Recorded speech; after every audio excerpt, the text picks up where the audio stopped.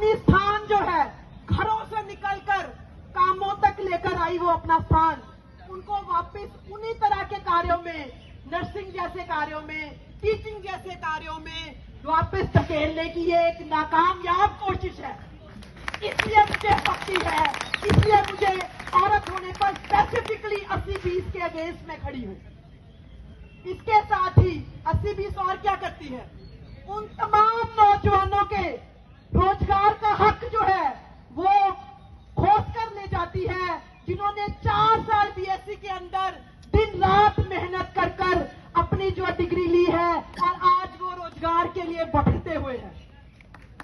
इसलिए मुझे 80-20 पर आपत्ति है।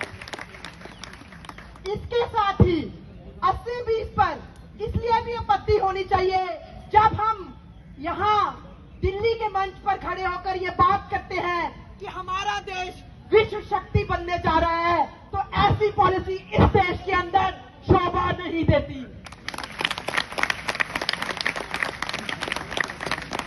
अभी मेरे एक साथी ने कहा कि इस लड़ाई के अंदर औरतों को भी कंधे से कंधा मिलाकर लड़ना चाहिए, जैसे औरतों के मुद्दों पर मर्द जो है वो कंधे से कंधा मिलाकर लड़ते हैं।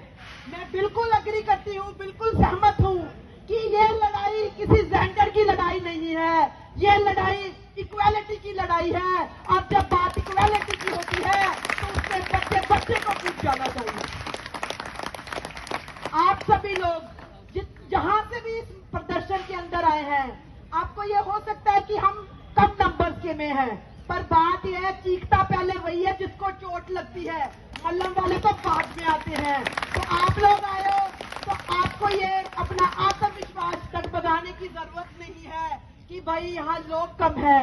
जब लोगों का सैलाब आता है ना, तो फिर जो ये लाल किला होता है, जंतर मंतर की कंधे होती हैं या दीवारें होती हैं, ये खड़ा होके देखती हैं कि सैलाब कहाँ गया और कहाँ से आया, और ये सैलाब नर्सिंग समुदाय में आकर रहेगा। 80-20 के लड़ाई के चलते मेरी बात बहुत जेडब्ल्यूसी मेंबर्स के साथ में हुई, स्पेसिफिकली विकास से। तो मैं पिछले कम से कम 5-6 सालों में नर्सिंग राजनीति के अंदर सक्रिय हूँ। तो मैंने एक ही बात कही कि नर्सिंग के पास में नर्सिंग बहुत स्ट्रॉन्गर फोर्स है। अगर मैं ये कहूँ 2019 में जब कोरोना आया तो हमें पता है मेजॉरिटी हॉस्पिटल्स को किसने संभाला। आप पेशेंट्स के बयान लीजिए, आप पेशेंट से उनकी हार्ट बीटती लीजिए, तो वो आपको बताएंगे कि जब मैं मर रहा था या जब मेरा परिवार का कोई जना मर रहा था तो उसके पास नर्सिंग ऑफिसर ही था, उसके पास डॉक्टर्स अवेलेबल नहीं थे। तो वो जो स्ट्रॉन्गर फोर्स है उसकी एक वीकनेस है कि हम छोटे छोटे भेदभावों से अलग रास्ता चुन लेते हैं। तो मुझे यहाँ पे सभी लीडर्स को भी ये कहना है, मनमुटाव चलते ही होते हैं, रिश्तेदारों से हमारे मनमुटाव होते हैं ना, क्योंकि हम बिछड़ते हैं, हम काम लेते हैं उनसे, वो हमारे काम आते हैं।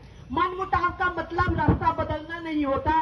नर्सिंग समुदाय जब तक एक रास्ते पर एक लीड में नहीं चलता, नर्सिंग समुदाय का उत्थान तब तक नहीं हो सकता। तो मेरी ये पहली रिक्वेस्ट जो नर्सिंग समुदाय से ये है कि लीडरी सेकेंडरी हो जाती है जब यूनिटी की बात आए, और ये दिमाग में हर नर्सिंग ऑफिसर को, हर नर्सिंग स्टूडेंट को रखनी चाहिए कि यूनिटी मेरे लिए पहले है, लीडरशिप मैं बाद में भी कर लूंगी।